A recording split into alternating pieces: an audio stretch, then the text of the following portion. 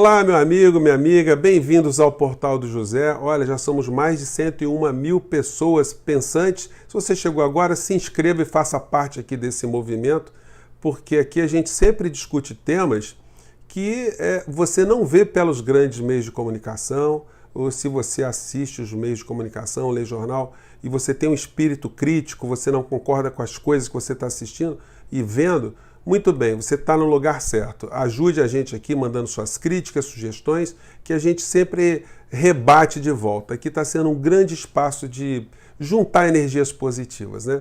E hoje eu vou falar de um tema aqui que é bastante provocativo, mas sem querer ofender ninguém. Algumas pessoas, evidentemente, poderão se sentir ofendidas, mas não é nada pessoal.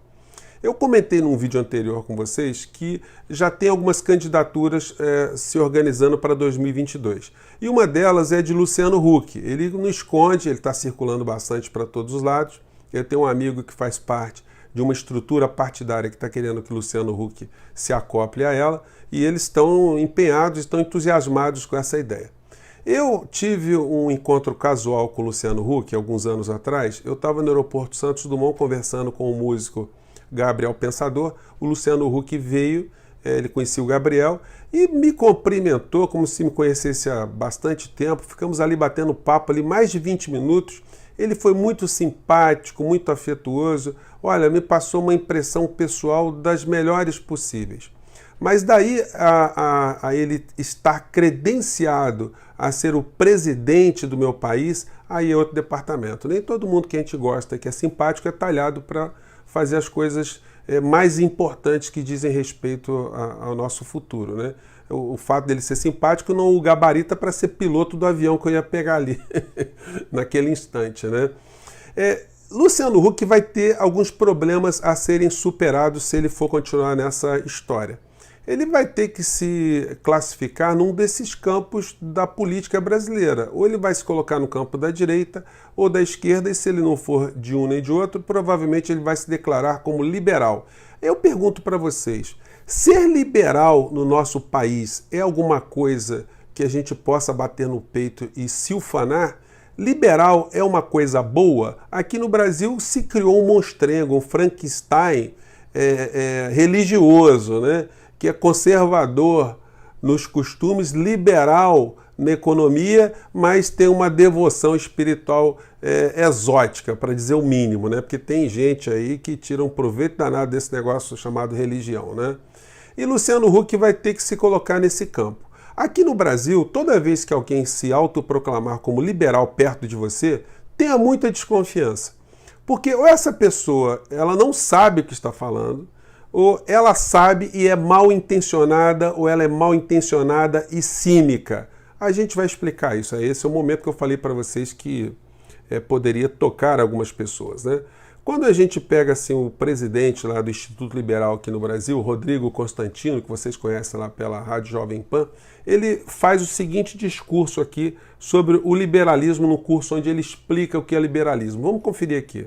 Existem vários tipos de liberalismo, mas todos eles têm basicamente três grandes pilares: a liberdade individual, o direito de propriedade e a vida. Os direitos à liberdade, à propriedade e à vida foram inicialmente defendidos com maestria pelo filósofo John Locke, em seu segundo tratado sobre o governo, no qual ele elenca. Então, o Rodrigo Constantino enche a boca para falar do filósofo John Locke. Se a gente pegar esse livro aqui do professor Reinaldo Dias, capinha branca, né? É um livro de ciência política, onde ele fala de John Locke. Você vai ver que John Locke, ele era um pensador que nasceu na Inglaterra, no momento que a Inglaterra conhecia aquele momento não existia democracia, não existia comunismo, não existia socialismo, não existia nenhum modelo político diferente, só existia a monarquia lá na Inglaterra, o Estado totalitário. Só existia na Europa, melhor dizendo, um Estado totalitário. O rei mandava prender, mandava matar, mandava julgar, ele declarava guerra, declarava paz, confiscava, ele fazia o que ele queria. Então, qualquer pessoa que surgisse com um pensamento afirmando direitos do indivíduo numa sociedade como essa, era bem-vindo. E John Locke, evidentemente, ele passou para a história como um liberal naquelas circunstâncias. Mas John Locke era um cara liberal geral. O Constantino ele falou que John Locke ele defendia 3 pilares: a liberdade, a propriedade e a vida. Só que John Locke ele era um escravocrata. Se você pesquisar na internet, você vai ver que John Locke ele defendia o direito à liberdade apenas de quem já era livre. Quem era pobre, quem era escravo, tinha que ficar largado lá pelos cantos mesmo. Segundo Locke, fazia parte do direito à propriedade você ter direito de ter o seu próprio escravo, os seus escravos, seus servos, seus serviçais. Quando ele diz a liberdade também como fundamento, é a liberdade do homem que já era livre, e não a liberdade para esse escravo. O direito à propriedade também está dentro desse contexto, e o direito à vida era para as pessoas que tinham o exercício do direito à vida livremente exercido, mas poderiam ter ameaçado esse direito pela atividade, pela ação do rei. Hoje, o que nós temos no Brasil quando as pessoas se autoproclamam liberais? Elas quase que reencarnam esse filósofo John Locke. O liberal brasileiro, ou liberal de terceiro mundo, o liberal africano, é um cara que não está dando bola para o escravo de hoje, para as populações que não têm absolutamente nada. Quando essas pessoas defendem o direito à propriedade, eles também estão fazendo a afirmação do direito à propriedade quem já tem a propriedade. A liberdade das pessoas que estão querendo gozar a liberdade sem que a baixa renda, sem que a marginalidade, sem que o crime mexa com a sua liberdade ou o Estado mexa com a sua liberdade. E o direito à vida para quem já tem o direito de gozar a sua vida. Porque nenhum desses valores que são afirmados pelo liberalismo são exercidos na plenitude pelas pessoas mais esquecidas na sociedade brasileira, por exemplo. Você pode dizer que uma pessoa, nós temos 55 milhões de pessoas que estão abaixo da linha da pobreza. Você pode dizer que essa pessoa é livre, que ela está utilizando o direito à propriedade, e o que ela tem no seu cotidiano é propriamente uma vida? E o que a gente vai dizer então dos 14 milhões de brasileiros que estão na indigência, estão na miséria? Que direitos liberais são esses que essas pessoas invocam para essas outras pessoas que estão nessa condição?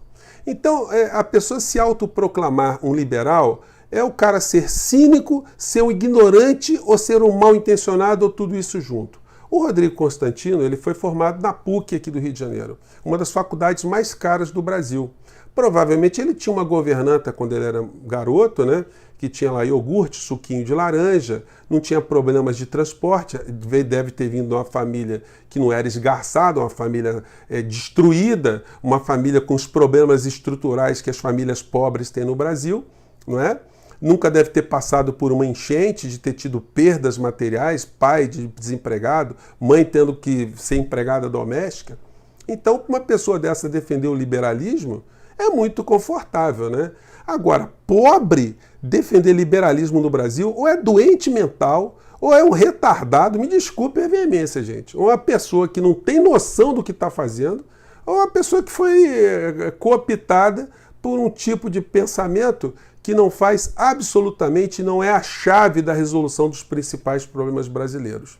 Então desconfie muito dos liberais. Eu fico muito indignado quando eu vejo o Reinaldo Azevedo ocupando um espaço numa rádio, enchendo a boca para falar que é um liberal. Sobretudo ele que veio de classes mais populares, né? É também uma pessoa que defende um modelo ideológico absolutamente cínico num país como o nosso. Gente, eu fico por aqui, espero que você faça boas reflexões, não vá brigar com seu amigo liberal que você tem, mas informe para ele, tá? Que John Locke é a maior furada do século. Um grande abraço, até lá. Tchau.